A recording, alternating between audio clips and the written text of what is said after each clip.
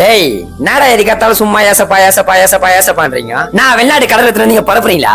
நீ வேணா பாரு, ஒரு நாள் இந்த பைபிள் கிறிஸ்துவெல்லாம் அழிய போகுதுடா.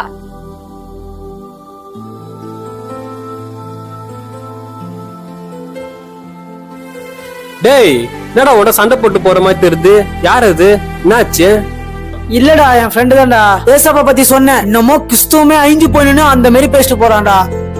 ஓ ஒரு நாள் இல்ல ஒரு நாள் நீயே பாரு, ஏசப்பாவோட அன்பை பத்தி உலகம் ஃபுல்லா அவன் தான் சொல்ல போறான். ஆனா பாரு டேய் அவனை பத்தி உனக்கு தெரியாது, ஏசப்பாக்கும் அவனுக்கு ஆவே ஆகாதுடா. டேய் இன்னொன்னு ஏசப்பா பத்தி தெரியல போல, உட்கார. இந்த மாதிரி ஆளுங்களை தான் ஏசப்பாக்கு ரொம்ப ரொம்ப ரொம்ப ரொம்ப பிடிக்கும். இந்த மாதிரி ஆளுங்களை வச்சுதான் ஏசப்பா பெரிய பெரிய அற்புதங்கள் காரியத்தெல்லாம் செய்வாரு. டேய் நடா சொல்ற, அவன் எனக்கு சின்ன வயசுல இருந்து ஃப்ரெண்டுடா, அவனை பத்தி எனக்கு தெரியாது. டேய் நம்ம பைபிள்ல விசுவாசின் தகப்பன் யாருன்னு தெரியுமா? ஆபிரகாம். இவர் ஃபர்ஸ்ட் என்ன நம்ம செஞ்சிருந்தாரு, இவருடைய வம்ச தொழிலே அவருக்கு தோன்ற மாதிரி எல்லாம் சில சிற்பங்கள்லாம் செஞ்சு இதான் கடவுள் இதான் கடவுள் இதான் கடவுள்னு எல்லாருக்கும் சேல் பண்றவர் தான் ஆபிரகாம். இந்த ஆபிரகாம தான் ஏசப்பா சூஸ் பண்ணி அவர்கிட்ட பேசுறாரு.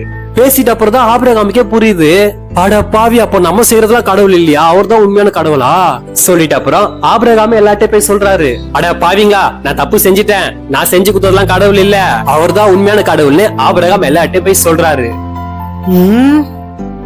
டேய் பைபிள்ல இன்னொரு சூப்பரான எக்ஸாம்பிள் இருக்கு. சவுல் என்னப்பட்ட பவுல் கிறிஸ்தவர்களை அழிக்கிறதுக்கு தமஸ்குக்கு போயிட்டு இருக்கிறாரு. இந்த போயிட்டு இருக்கிற கேப்ல ஏசப்பா அவர்கிட்ட பேசுறாரு, நீ துன்பப்படுத்துகிற இயேசு கிறிஸ்து நானேன்னு. அந்த இடத்துல அவன் மனம் மாறி தமஸ்குக்கு கிறிஸ்தவர்களை அழிக்கிறதுக்கு போனான். ஆனா தமஸ்குக்கு போயிட்டு ஏசப்பாவோட அன்பை பத்தி போதிக்கிறான். பாத்தியா ஏசப்பா எப்படி மாத்துறாருன்னு? ஆமால. டேய் இன்னொரு சூப்பரான எக்ஸாம்பிள் பைபிளை விடு. நம்ம பிரான்ஸ்ல 18ஆம் நூற்றாண்டுல வால்டர்னு ஒருத்தர் வாழ்றாரு.